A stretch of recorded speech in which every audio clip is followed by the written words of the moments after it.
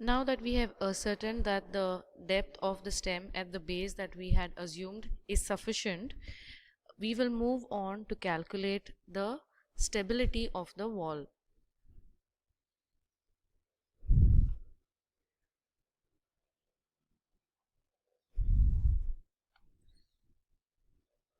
So the length of the heel slab, we know that the total length of the base slab is 4, and we assumed the toe slab as 1.7, and the width of the thickness of the stem at the bottom is 0.5.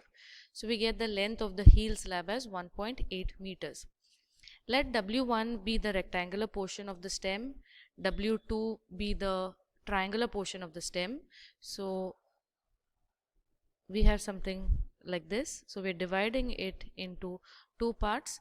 W1 is rectangular, W2 is triangular. W3 is the weight of the base slab and W4 is the weight of the soil above the heel slab. W5 is the superimposed road traffic load over the heel slab. So the loads here are tabulated. So W1, as we said, is a rectangular portion. The width is 0.2 and the height is 6.5. So we have the overall height of 7 meters, and 7 minus the thickness of the base slab is 0.5. So that works out to be 6.5. So the width is 0.2, height is 6.5. We are doing this for every 1 meter width of the stem, so multiplied by 1.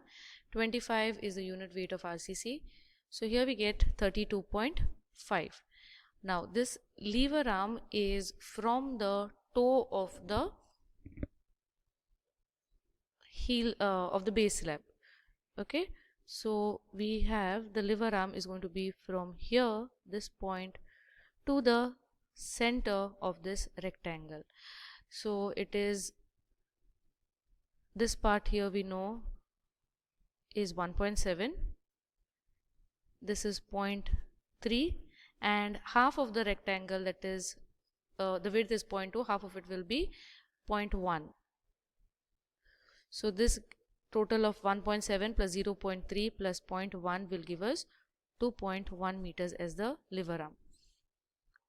So the force of 32.5 multiplied by 2.1 will give us 68.25 kilonewton meter. So this is the moment about the toe. Next, let us calculate the weight due to the triangular portion.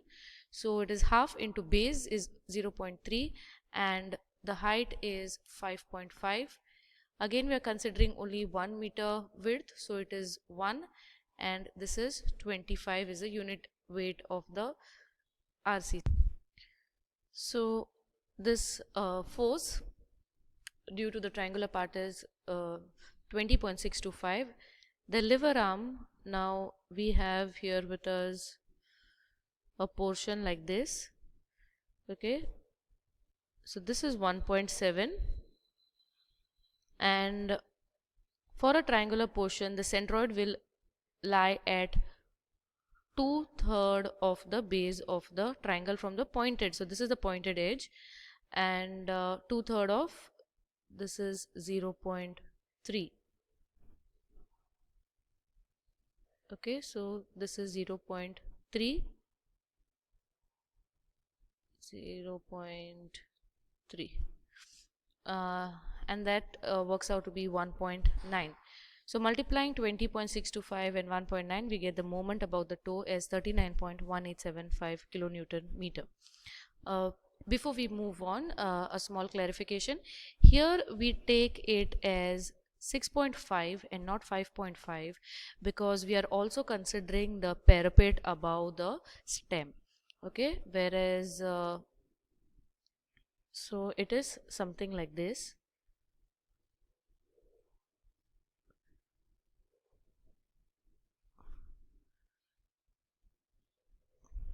Okay, so we have a 1 meter high parapet wall here. So up till this height, okay, up till this height it is 5.5 meters.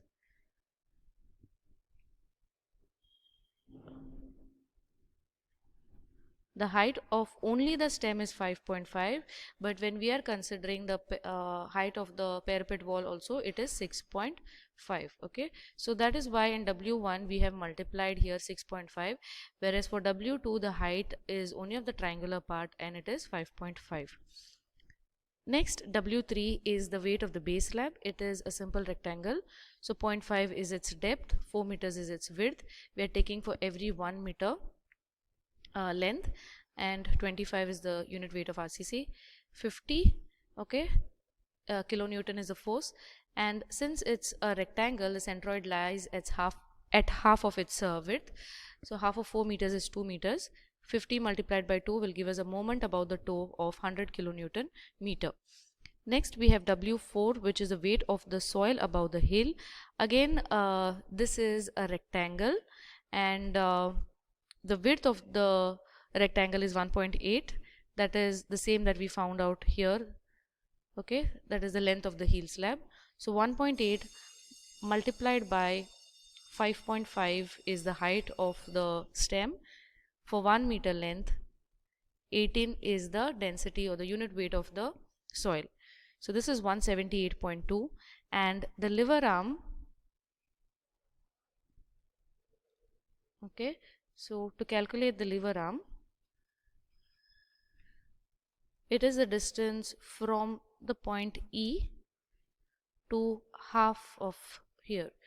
Okay, so we have 1.7, we have 0.5, and half of 1.8 is 0.9.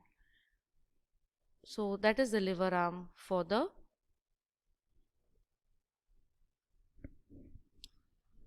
backfill. So 178.2 into 3.1 will give us 552.42 kilonewton meter. And lastly, the total superimposed road traffic load, which is denoted by W5. Again, this is the length of the heel slab. Okay, so we're taking for 1 meter length. So 1.8 into 18 is the superimposed load, 18 kilonewton per meter square. So this gives us 32.4. The lever arm is same as that of W4, and moment about the toe due to this is 100.44 kilonewton meter. So let us calculate now the total of the load, summation W.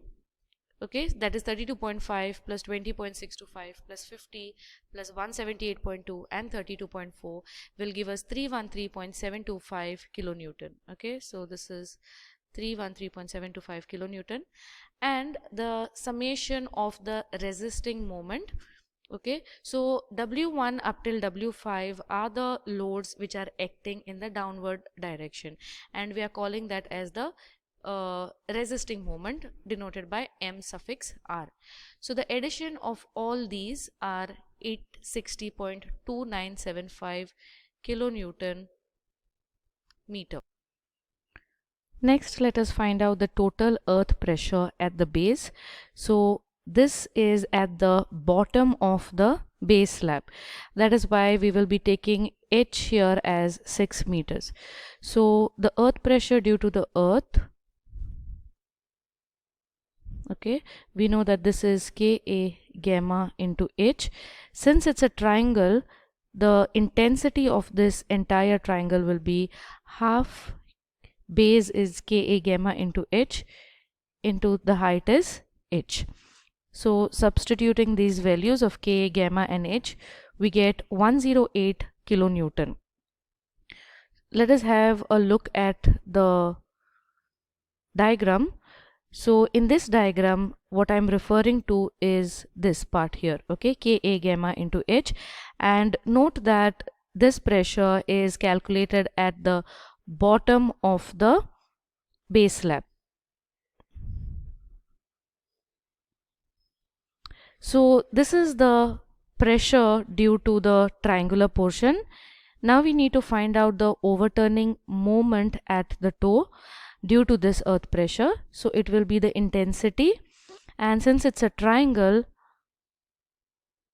it's going to rest at, the centroid is going to lie at 1/3 from the perpendicular edge of the triangle. Okay, 1/3 the height. So 1/3 of 6. So this gives us the overturning moment due to the earth pressure as 216 kilonewton meter. Next, let us find out the overturning moment due to the horizontal force Q, which we had assumed because of a person standing at the parapet. So this is very direct. We have a force of 2 kilonewton per meter, and the height from the toe is 7 meters. So 2 into 7 will give us 14 kilonewton meter.